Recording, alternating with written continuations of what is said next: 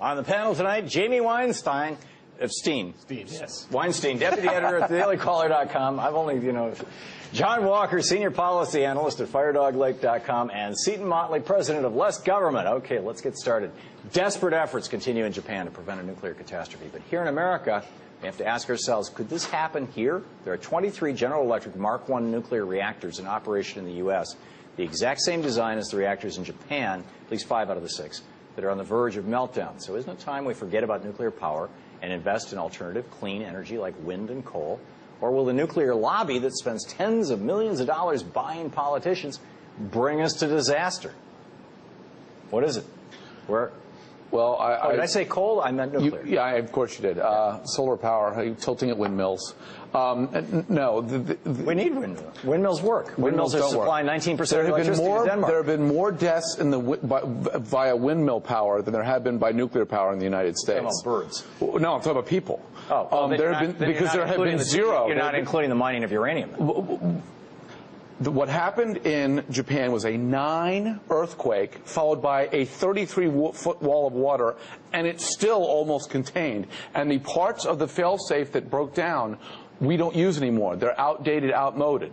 The new designs are far better, far superior to what they have there. We'll be just fine with the 22 that are being built right now. I'm not going to pretend that I, an expert on nuclear energy design for reactors. That seems, I can speak on a lot of things that I cannot. I think Seton's right that this was like a catastrophe that you could hardly prepare for. This is of a catastrophe. On top of a catastrophe. But what I do think should be noted is the amazing resilience of the Japanese people. Yes. What they're doing right now, and the people that are at the plants who are basically giving up their lives to save that country. In the midst of this tragedy, they have a lot to be proud of. I agree with you. John, your thoughts on the future? I'm surprised these two conservatives are so supportive of nuclear power, because it requires just massive corporate welfare to make nuclear power viable. Currently, if you build the newest level plants with the newest EPA Act, 2005, you get a 20-80 split government loan guarantee. So you put up 20% for losses and you get 100% of the profits. So the government is taking 80% of the losses. In the CBO, it says half the time there is going to be cost overruns. You're going to lose out on building nuclear power plants. They're just not viable without a massive infusion of government money. Kind of like Freddie and Fannie. Yeah. And if this disaster happened here, the government has cap liability, so we'd be paying for all this nuclear disaster. Price Anderson. Yeah. So without Price Anderson, we got no nuclear industry because nobody will insure it. And are you really in favor of big government insuring an industry that probably shouldn't exist? Well, I think the discussion about nuclear power would be less necessary if we didn't have a current administration who was impeding all. No, but the point is, if you had no Price Anderson, if you had no big government guarantees for the nuclear industry, we wouldn't need the push for so many nuclear reactor power facilities if we were allowed to drill domestically, both offshore and on land, if we were allowed to mine our coal and use it properly, if we were allowed to exploit our natural gas. We simply paid attention to Jimmy Carter and followed his Jimmy Carter was a boob, and we've got his second administration right now. He actually had a good energy policy. Yeah, put on a sweater. Okay, that's it. In my opinion, what we're looking at is the death of the nuclear industry. This is going to be the end of it. But the Renaissance is over. I think so. Yesterday, the UN Security Council approved a resolution to enact a no-fly zone over Libya. But Muammar Gaddafi has already crushed rebel forces, and despite claims of a ceasefire, violence continues in that nation today. President Obama said this. A ceasefire must be implemented immediately. That means all attacks against civilians must stop.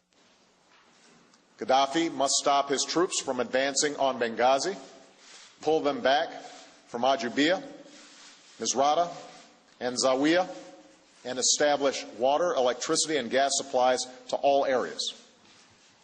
Humanitarian assistance must be allowed to reach the people of Libya. Let me be clear. These terms are not negotiable. These terms are not subject to negotiation. If Gaddafi does not comply with the resolution, the international community will impose consequences, and the resolution will be enforced through military action. So should we be in Libya? And if so or not, how or why? I have some reservations about the resolution that was passed, but I don't think I think I'm going to stand behind the president while he's sending American troops over in harm's way and give him his full support. What I will say is this: that if this was going to be our policy, which is Gaddafi must go, and we're going to back it up by military force, I don't think we should have gone through this fiction of the international community coming together, when in reality that the force that matters in these situations is always and has always been America's force. So I don't think that we should pretend that that's not the case. I think the last thing we need right now is another war, spending a lot of money on, with basically vague goals of protecting the citizens or whatnot. The Arab League has put forth their support for the no-fly zone. They should be the one enforcing it if they really want it. We already waste 1% of GDP on our two wars in Iraq and Afghanistan. Let's not go to war in another country. We did this in Afghanistan the first time around, wound up supporting those rebels that we are now fighting this time around when we've gone back for another expensive war. I'm a conservative who was against nation building in both Iraq and Afghanistan. I wanted to go and cut off the heads of the governments and leave a note saying whoever emerges from the mosh pit, remember how you got here, we'll be back if you mess with us again. So I'm certainly hesitant. I agree with Jamie completely that if he's going to send troops in harm's way, I'm going to support him fully. But that being said, he said 3 weeks ago, Gaddafi must stop. And I don't think I can ever recall another time when the UN acted with greater speed and determination than the United States, and it happened here. And that, to me, just is problematic. But isn't that the whole point of the UN, is that we are not under attack? If the United States is under attack, we have every right to defend ourselves. Tom, the history of the UN Libya has nothing to do with us except for our oil companies. So if we're going to say we're going to stop a Rwanda, we're going to stop a Serbia, we're going to stop a genocide, we're going to stop, then we really have to have the international. No, you don't, because who's going to stop it? America's force is going to stop it. France and John was saying in the backyard in the mid-90s, Saudi army in the 1990s, in the backyard of Europe, it took 95% American forces to do anything in Bosnia. We had to come overseas to take care of a problem in Europe's backyard. America's forces is really the only one that can do these type of things. But let me say this: I think that we should remember that Gaddafi, in the aftermath of the Iraq War, was afraid, and that's why he gave up his nuclear weapons. He didn't want to end up like Saddam Hussein. Before the military force is used in this instance, I think we should send an envoy, secretly or covertly, to warn Gaddafi that this could happen, and he possibly could go live his days off in some, Zimbabwe or some. What about the issue? Just fundamentally here, and I'm sorry, I just got a cue back. I have no idea what it said.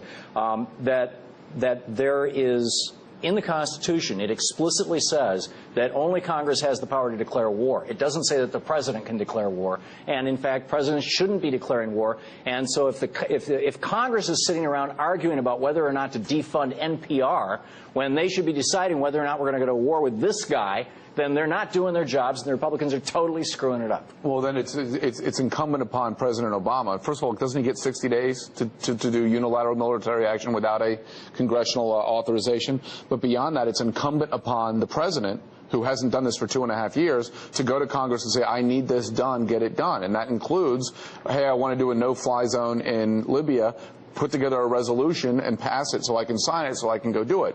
He hasn't done that with Obamacare. He didn't do that with the stimulus. He hasn't done it with any of that. This is not the president's job. The Constitution is very clear. This is Congress's job, and Congress is but he's just gone on TV. Let's defund Planned Parenthood. Let's defund NPR. Oh, there's something going on in Libya? No, that's not our job. No, but the president just went on TV and said, this is non-negotiable. We have to do this. We have to do this. Then he has to turn around and go to Congress and say. What he did was unconstitutional in saying that. And he himself condemned Bush for that. Well, he can do it for 60 while days. He was on the campaign trail. No, it wasn't unconstitutional. He can do it for 60 days once he starts the process. Not according to the Constitution. Yeah, he gets 60 days without congressional authority. Maybe according to the War Powers Act, but not according to the Constitution. Anyhow, speaking of war, there's no reason they can't take this up. Exactly. This is not some extraordinary circumstances. This has been going on for like several weeks now. I'm not disagreeing with that. What I'm saying is Obama's supposed to go to Congress and say, we need this, let's get it done. That's what Bush did. Speaking of war, tomorrow is the 8th anniversary of the start of the Iraq War. In recognition of this, Congressman and decorated war hero Charlie Rangel introduced legislation to reinstate the draft earlier this week. He was here on our show and explained one of the reasons behind this legislation. I truly believe that if you tell me that you're going to start a fight, it's one thing if you tell me you got to send Joe and his gang to fight, but if you expect me and my kids to fight, you have to explain a little more to me about what the fight is about. Yeah, it was, I think. So isn't mandatory military service the best way to prevent needless wars like this in the future? The military doesn't want it. We have the best trained, best army we've ever had in the history of this country. I don't know why we would want to tinker with that. How do you know the military doesn't want it? I'm guessing if you talk to the average person who's in the military, they're going to say, yeah, that'd be a great idea to bring everybody into this thing. No. Yeah. What you're suggesting that you know, these people aren't they didn't have anything else to do than go into the military. Usually these people are very high qualified, and they chose to go do that because that's their vocation. That's not the case with the modern military. What we're finding is that it's the job of last resort for many people. You've got a lot of people in the military who are simply there because they're trying to get citizenship. My friend from college, she left law school, joined the Army Rangers, and went to Afghanistan. I know many stories like that. Believe me, the people in the American military could get jobs many other places. They did it for a reason. Disillusioned guy. Or at least his family is. And his family is going on saying, but the point is, he joined under false the average military person needs to rely on the person to his left and his right in a foxhole in a firefight. Worked fine in World War II. And he doesn't want to do it relying on people who are conscripted in. We have the best military now precisely because they know that everyone wants to be there. It worked fine in World War II, and the reason why it worked fine in World War II was because everybody in America knew that they and their kids' butt was on the line, and so that damn well better be a real war that's really worth fighting. That's not true. That's a rewriting of history. They had the draft after. I mean, it's not because everyone was in the military that they decided to go into World War II. It wasn't a question of that. They needed the resources, so they drafted people. They were fighting on two fronts, the Pacific and Europe, and they needed more people. Okay. John, your thoughts on this? You know, Charlie Rangel doesn't want the war. Shipping a bunch of kids who don't want to go to the war off to the war to somehow get people to be against the war never struck me as a good thing. Like, I'm opposed to the war. I don't want any of our soldiers dying in some sand trap for reasons I can't quite comprehend or were never properly explained. I don't understand why that's a good thing to send more people over there. I don't want anyone over there. I understand the logic.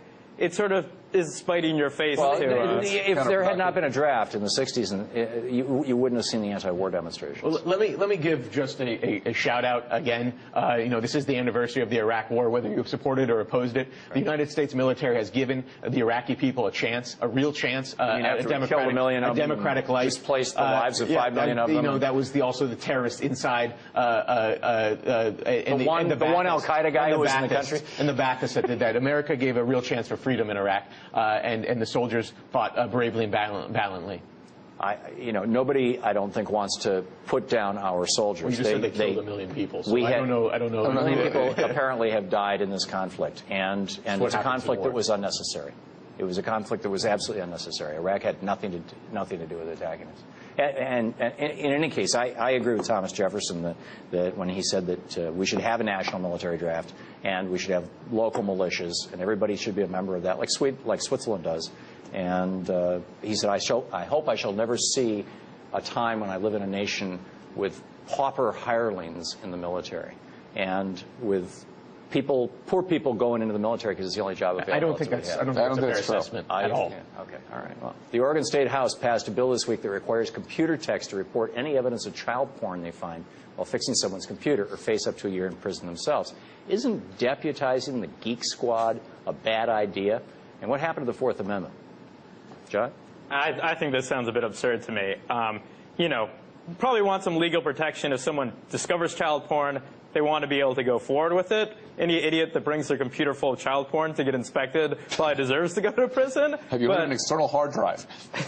Yeah, but no, I think criminalizing behavior in this way. This was passed unanimously by the House. Yeah. Well, I mean, I agree. I don't think it's a good idea. However, having dealt with the Geek Squad at Best Buy several times, if there is any group of people that probably knows quite a deal about pornography, the Geek Squad is. I got to tell you, I mentioned this on the air the other night. I took my computer in to get it fixed about 2 years ago. Last time I had a big problem, and when I got it back, there's the recent history, and I pulled up my recent history, and it was all JPEGs and MPEGs. They had gone through all my family pictures. Somebody had just, they were. Oh, I thought you were going to say they downloaded porn into your computer. No, I think they were looking for it. I think there's somebody there who's like building the world's biggest porn collection. He's probably checking everybody's computer. I don't, but I think that there's actually a serious Fourth Amendment issue here. I mean, the Fourth Amendment says that you shall be secure in your persons and papers unless somebody swears under oath that there's probable cause you committed a crime. And isn't a computer the modern-day equivalent of a desk or a filing cabinet? And are we going to go to locksmiths and say, if you get a job fixing a filing cabinet, you're supposed to go through all the files?